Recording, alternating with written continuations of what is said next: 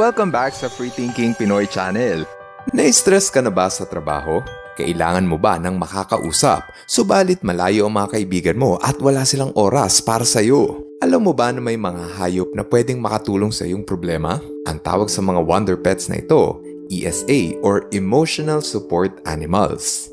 Ang ESA or Emotional Support Animals ay ang tawag sa alagang hayop na ang trabaho ay ang magbigay ng kaginhawaan at kaluwagan sa kanilang amo.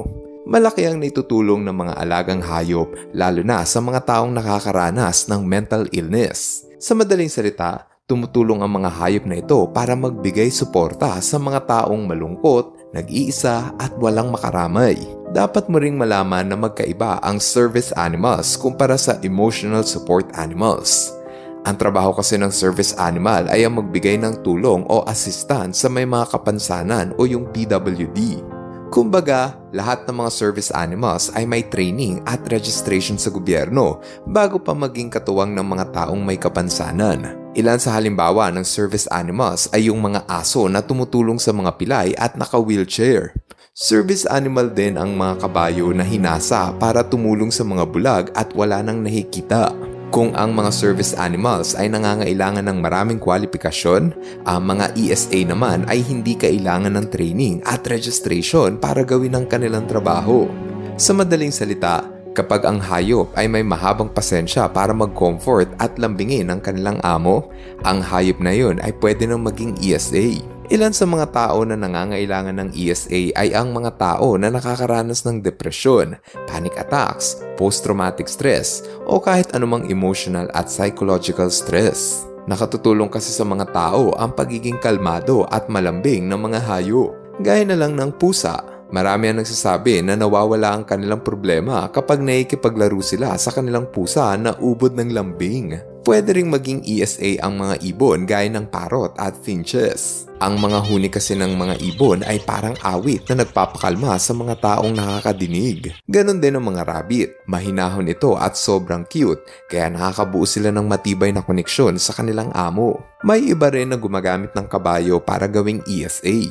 Marahil ay nagtataka ka sa kung ano ang pinagkaiba ng ESA sa mga ordinaryong alagang hayop. Para matawag na ESA ang iyong alagang hayop, dapat mo itong ikuha ng lisensya sa gobyerno. Sa mga bansa gaya ng Amerika, ang mga emotional support animals ay binibigyan ng mataas na pagkilala gaya ng proteksyon sa batas at mas malawak na karapatan. Kung ang mga ordinaryong pets ay limitado lang ang pwedeng puntahan, ang mga ESA ay pinahihintulutang makapasok sa lugar gaya ng eroplano at pampublikong lugar para samahan ang kanilang amo. Mas mabigat rin ang parusa sa mga tao na mananakit ng ESA kumpara sa mga ordinaryong pets. Yun nga lang, dito sa Pilipinas, ang ESA ay hindi kinikilala ng ating gobyerno kaya hindi ka pwedeng kumuha ng license para sa ESA. Sabi ng iba, mas masarap pa daw ang may kasamang hayop kaysa sa tao dahil ang mga hayop na ito ay hindi ka huhusgahan at hindi ka sisiraan sa ibang tao.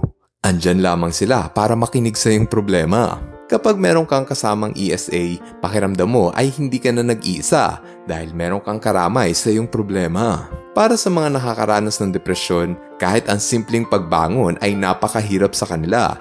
Subalit kapag naaalala nila na meron silang kailangang pakainin na alaga, kailangang palakarin at paliguan, nagbibigay sa kanila ito ng dahilan para kumilos. Dahil sa mga pets, magkakaroon ka ng sense of purpose. Maaari ring makatulong ang ESA upang mabawasan ng iyong stress. Ayon sa pag-aaral ng mga siyentipiko, ang pakikipaglaro sa hayop ay nakapagpapataas ng oxytocin sa katawan, ang chemical hormone na nagpaparelax sa iyong isipan. Ang simpleng pag-aalaga sa pusa o ang pag-upo habang kandong ang aso ay nakakatulong upang bawasan ang masamang epekto ng anxiety at panic attack. Halimbawa na lang nito ay ang mga sundalo na nakakaranas ng trauma dahil sa kanilang karanasan sa giyera. Kapag meron silang ESA, maaaring mabawasan ng stress at anxiety ng sundalo dulot ng kanilang masamang karanasan. May mga estudyante rin na patong-patong ang stress sa school dahil sa examination, projects, assignments at peer pressure. Pero naitatawid nila ang kanilang problema dahil sa meron silang alagang hayop. Ikaw, meron ka rin bang mga alagang hayop? Ano ang pangalan ng mga pets mo?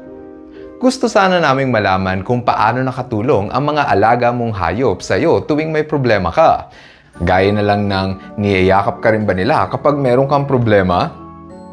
Kung ano man ang pangalan ng mga alaga mo, pa-comment na lang sa ibaba ng video nang ma-share mo sa amin at maipagmalaki ang pets mo.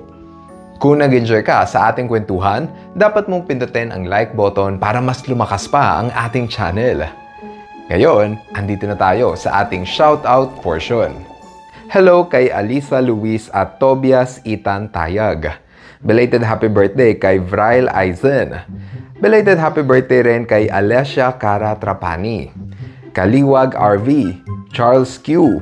Shoutout kay Pogi Ako 123. At kina Kuya Ryle at Baby Ella. Maraming salamat sa inyong panunod. Now, see you guys in our next video. Bye-bye! Hello mga ka-FTP! Ako si Nomer at nagpapasalamat sa inyong panunood. Kung nagustuhan nyo ang video ito, subscribe na sa FTP channel. Don't forget to hit the subscribe button para updated ka sa mga bagong videos. Paalam!